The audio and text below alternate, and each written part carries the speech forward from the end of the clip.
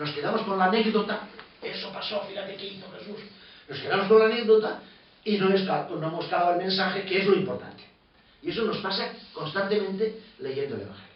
Nos quedamos con la anécdota y cuando nos dicen que eso no pasó exactamente así, necesariamente, me quitan el Evangelio, me cambian la religión. No, te están ayudando a comprender el contenido, la buena noticia que el evangelista quiere traerte ahí, a partir de eso, que es mucho más rica, mucho más densa, mucho más profunda que la simple anécdota. No sé si... La buena noticia para nosotros que contiene esta narración del bautismo es clara. Con Cristo, el Hijo amado enviado por el Padre, el cielo ha quedado abierto. Y de Dios solo brota amor y paz. Cada uno de nosotros estamos siendo amados. Podemos vivir con confianza, habitados y guiados por ese mismo espíritu del que nos habla ese texto. Con Jesús y en Jesús. Este mensaje lo iremos desarrollando, os digo, en estas próximas semanas. Pero también antes de abordarlo directamente, un poquito, una palabrita de Juan Bautista. Jesús recibió el bautismo de manos de Juan Bautista. Jesús ha querido participar y solidarizarse con el movimiento de conversión suscitado en el pueblo por Juan Bautista. Él, como os decía, un buscador de Dios, ve todo ese movimiento que se crea y se va. Y él ha participado y se ha unido a ese movimiento de conversión que Juan Bautista ha despertado en el pueblo. Y por eso fue al Jordán. Pero sorpresivamente, después del bautismo, Jesús no se quedó mucho tiempo con Juan como discípulo suyo, sino que se fue. Eso nos podría parecer curioso, ¿no? Bueno, puesto que ha ido ahí buscando y ahí ha encontrado, pues que se quedara con él y que colaborara con él como otros que colaboraban con él, que le ayudaban en su trabajo, en su acogida de las masas o en su predicación. No, Jesús no se queda, Jesús se da. Y es que la experiencia de Dios de Jesús es muy diferente de la experiencia que proponía Juan Bautista. Y por eso es va. ¿Veis? La figura de Juan Bautista es una figura admirable en muchos aspectos. Admirable. Pero es también una figura bastante sombría. Su predicación, si os acordáis, porque lo hemos leído mil veces, no los voy a leer ahora porque son cosas que conocéis, ¿no? Su predicación gira sobre todo en torno al juicio inminente de Dios. Ahí está llegando el juez supremo, con rostro airado, enfurecido. Nadie se librará de su terrible juicio. ¿Os acordáis frases, por ejemplo? Ya está el hacha puesta en la raíz del árbol. Si el árbol no produce frutos, lo cortará. ¿Os acordáis de esas frases? Algunas días tremendas, ¿no? El fuego que viene, el yelmo que van. Entonces lo único que nos queda hacer, dice Juan Bautista, es hacer penitencia. Hacer penitencia. Volver al cumplimiento de la ley. Y ver si así podemos evitar su ira inminente. Frase exacta del Evangelio. La ira inminente de Dios.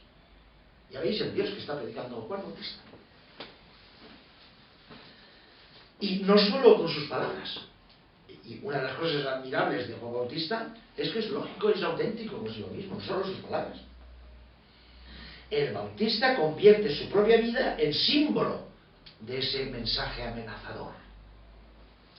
Y se retira al desierto, rompe con el mundo, rompe con la gente, rompe con la vida y se va al desierto.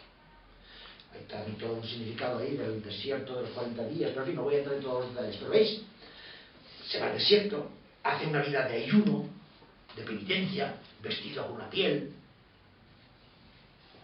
O sea, es lógico con el Dios que predica, un Dios de justicia, un Dios severo, un Dios que viene a juzgar. Pero en contraste con eso, muy bien, mucha predicación, mucha penitencia, mucha ira de Dios.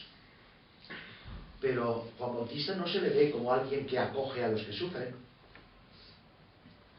no se acerca a los leprosos, por ejemplo, no cura a los enfermos, no perdona los pecados. Dice que hay que arrepentirse, a ver si Dios nos perdona, pero Él no perdona pecados. No bendice a los niños. Cosas que veremos hacer a Jesús. En contraste total, el género de vida de Jesús, ¿veis? En absoluta contradicción o en contraste con el género de vida de Juan Bautista. Lo suyo, Juan Bautista, es predicar el juicio de Dios, bautizar y llamar a hacer penitencia. Y, en definitiva, el Bautista introduce en los corazones el miedo a Dios, la amenaza de Dios, eternamente enojado. Hemos guardado mucho de Juan Bautista. A lo mejor, José María, la imagen que se nos ofrece con el Bautista es la del Antiguo Testamento. Y eso es el Nuevo Testamento. Luego, el Antiguo Testamento nunca puede suplantar al Nuevo Testamento. Exactamente. ¿Veis? Una religión como espera, Antiguo Testamento, y preparación, pero a un juicio terrible. No a una buena noticia. Espera y preparación de un juicio que va a ser terrible. El Dios que viene con el hacha en la mano para cortar toda la cabeza que no, todo el árbol que no muere. Mientras que, como veis, la actividad de Jesús y sus palabras serán muy diferentes de las de Juan Bautista. Muy diferentes. Jesús representa algo nuevo y algo sorprendente. Porque en la línea de la religiosidad de la época, Juan Bautista estaba totalmente en la línea. Jesús cambia de línea. Algo nuevo y sorprendente. Su predicación, la predicación de Jesús, ya no se centra en el juicio de Dios. El que llega, Jesús anuncia la llegada no de un juez airado, sino la proximidad de un padre que solo quiere amar y ser acogido como amor. Porque es un padre que solo busca una vida más digna, una vida más dichosa para todos. Jesús, de hecho, en el Evangelio, no oculta el riesgo de quedarse fuera de la fiesta final. En algunas parábolas, ¿no?, en que aparece este tema. O sea, no ignora ese riesgo. Pero el Dios que nos presenta es sobre todo un Dios que ofrece su perdón gratuito a todos, incluso a los paganos, incluso a los pecadores, incluso a los excluidos del templo. Eso en sus parábolas, en su predicación y también en sus actitudes. Jesús, él mismo en su propio vivir, se convierte en el mejor símbolo de ese Dios bueno. Jesús no vive ayunando en el desierto como Juan Bautista, sino Jesús se le ve comiendo con pecadores. A Jesús por eso no lo llaman bautizador, sino amigo de publicanos y pecadores. Eso está marcado en Mateo 11, 19, por ejemplo, y en otras ocasiones también. Un amigo importante, amigo de pecadores y de prostitutas. Porque con ese ambiente se movía, trataba Jesús. Lo suyo no es promover penitencias, sino hacer gestos de bondad. Jesús defiende a los débiles, Jesús cura a los enfermos, Jesús perdona los pecados, Jesús bendice a los niños. Jesús introduce en los corazones confianza en un Dios bueno, no miedo a un Dios que viene a juzgar y a condenar, contraste con Juan Bautista, sino confianza en un Dios bueno, porque entiende la religión no como la preparación a un juicio, sino como la acogida de un Dios Padre que quiere vernos felices y que nos quiere ver convivir como hermanos.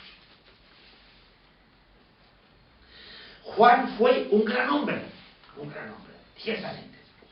Y según Jesús dice frases maravillosas sobre el mayor entre los nacidos de mujer, hablando de Juan Bautista, el mayor entre los nacidos de mujer. Pero entre Juan y Jesús no hay confusión posible. Y el Evangelio de San Lucas lo explicita. La ley y los profetas, como tú decías, el Antiguo Testamento, la ley y los profetas llegaron hasta Juan.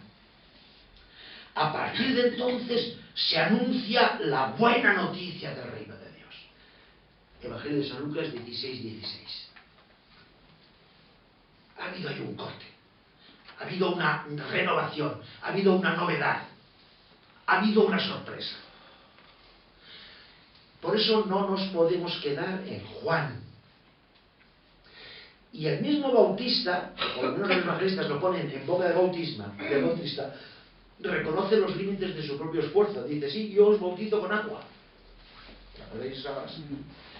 Pero alguien más fuerte que yo os bautizará con espíritu. Por lo menos los evangelistas ponen esa frase en boca de Juan. Bien, he introducido porque esta observación yo creo que es importante. Y es que a veces, por desgracia, los cristianos nos hemos parado en Juan Bautista.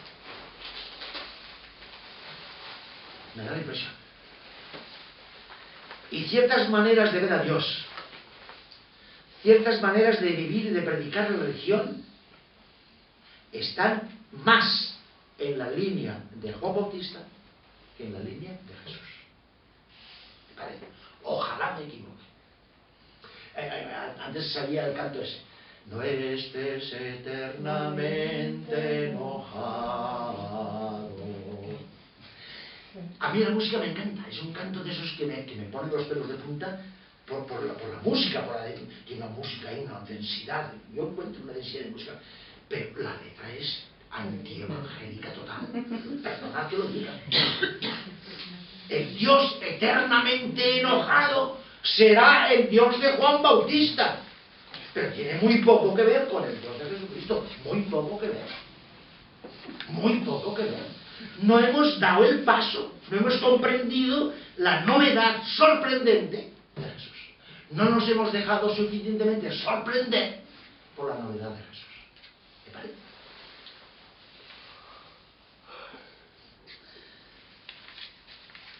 Jesús no nos habla del Dios del juicio, de la cólera, de las penitencias,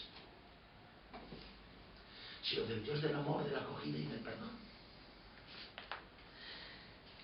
No hay que olvidar que somos discípulos no de Juan Bautista, por admirable que sea, y tenemos muchas cosas que aprender de él, pero no somos discípulos de Juan Bautista, somos discípulos de Jesús.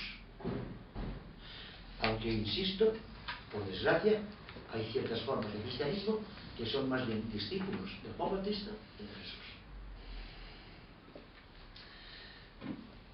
Jesús recibió el bautismo de Juan, de eso no hay duda.